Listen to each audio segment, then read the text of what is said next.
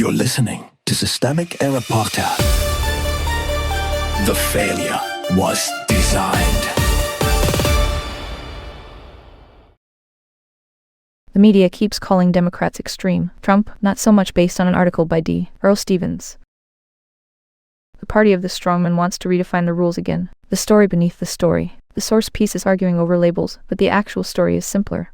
Donald Trump and the Republican machinery around him are not waiting for voters to decide the outcome on fair terms. They are using federal power, state election rules, redistricting, voting restrictions, and retaliation against election workers to shape the battlefield before ballots are cast. That is not confusion. It is a deliberate attempt to control the conditions of democracy while pretending to defend it. Who holds power? The key fact is institutional power. Trump sits in the White House. Republicans control the levers that matter for election manipulation: executive authority, state governments, judicial cover, and a party apparatus willing to normalize sabotage. The source lists the tactics plainly enough: nationalizing elections, tightening voting restrictions, mid-decade redistricting, cutting election security, undermining trust in results, and punishing people who resisted election denialism. That is not fringe behavior. That is the governing project. The point is not merely that Trump is loud. It is that he has allies positioned to convert loudness into policy, procedure, and punishment. How misdirection works. The media's favorite trick is to describe obvious anti-democratic conduct as if it were just another round of aggressive campaigning. Tip the scales is a polite phrase for stealing control of the rules. The soft language matters because it launders intent. If you call arson dry heat, you help the arsonist. The source piece is right to attack euphemism,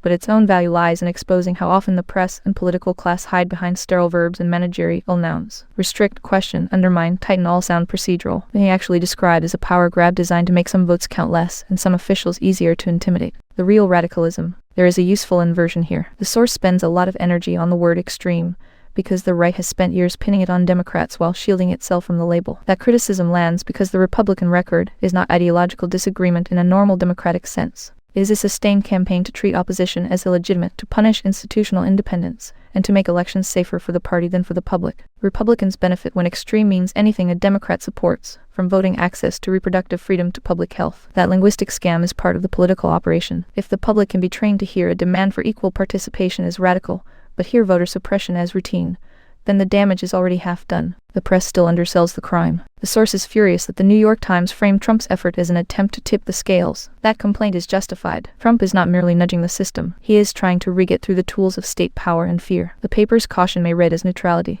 but neutrality is exactly how establishment journalism often disguises asymmetry. It describes one side as controversial and the other as procedural, even when one side is openly trying to narrow the electorate and intimidate dissent. This is where the political stakes get sharper. When the press adopts language that flattens coercion into strategy, it helps the stronger actor. Trump does not need praise. He needs normalization. He gets it when elite institutions speak as if assault on election legitimacy were just another line item in the campaign playbook. The Democratic problem is not excess, it is restraint.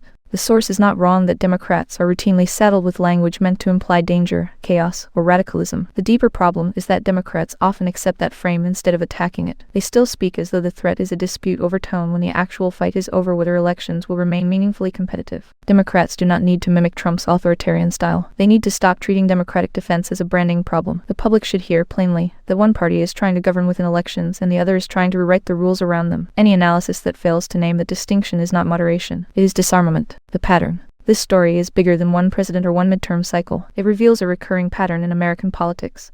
Elites who feel entitled to power do not always abandon democracy outright. Often they hollow it out first, then call the wreckage election integrity and the resistance extreme. They weaponize language, institutions, and media caution to make authoritarian tactics look like hardball politics. That is the real lesson here. Democracy is not being tested by abstract polarization. It is being tested by a party and a president who understand that if they can control the rules, they may not need to win the argument at all.